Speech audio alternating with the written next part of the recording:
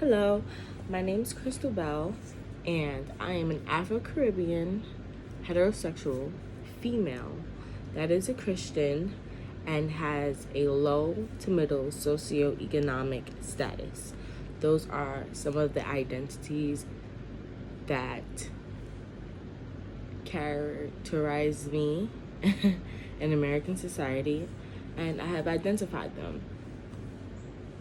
My answer is shaped by the ways that I've been socialized to think about culture, work, and education. Being that my mother is an immigrant from South America, Guyana, South America, there are some things in her culture that she has instilled in me, and there are some things in American culture that have been instilled in me through education and the American culture as a whole. Some things that really stuck to me that my mother has placed value to is that I'm a woman and I have a lot of responsibilities to take care of in regards to living at home, being in my own space, and in regards to marriage or being in a relationship with someone that is from the opposite sex. I grew up washing dishes and cleaning the house and doing the laundry, going to church, was very important to my mother. She felt like that kept me grounded. I will say that it did keep me grounded and sane, the very least. I love listening to soca music. That is something that she grew up on that I fell in love with. Singing, dancing,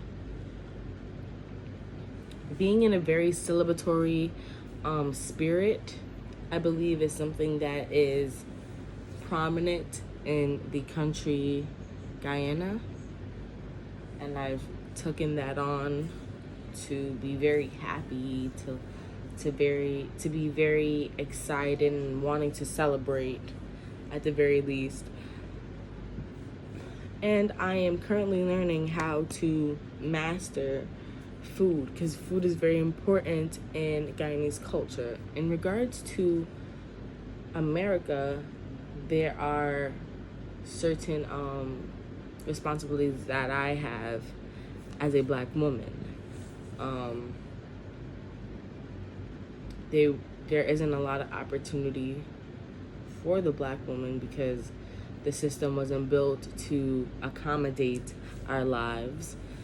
However, American society perceives women to be in the house, cooking and cleaning, nothing different from Guyanese culture. American culture there creates a divide in the job occupation market where women are usually nurses doing more feminine things, and then men are doing more masculine jobs. I'll provide an example, not to say that women cannot perform this action, but construction jobs and like architecture and building things. There's a divide in American society, and they place more value on the man, and specifically white men, because Black people really, once again, like I said, the system isn't for Black people. What I've learned in the American education system is that what I've learned doesn't make sense. I have to relearn my learning. I want to say that first. Nothing that has been taught to me is true. To provide an example, for example, Christopher Columbus and his storyline, it's not true. He actually came to the land of the free and home of the brave,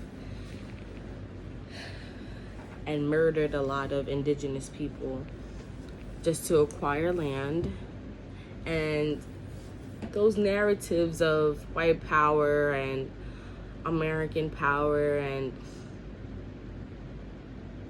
acquiring land and the gold rush and all of these ideologies that are held onto in American history has been taught, but it never has really satisfied me as a student.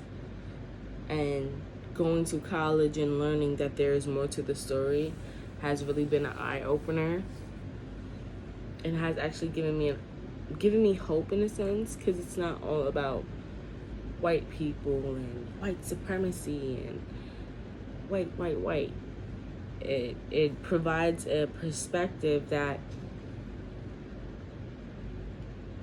there are indigenous people and minorities that actually did the hard work in America and has actually strived to do better and actually place values on the land of the free and home of the brave, and wanted to come to America and do great, but it's not a place for us. So based on history and the environments that I've grown up in, that's how I've been socialized to think. And I'm relearning the things that I've been taught, because socialization tends to keep you in a bubble and doesn't offer you much perspective if you've been socialized to the point where you don't want to think outside the box.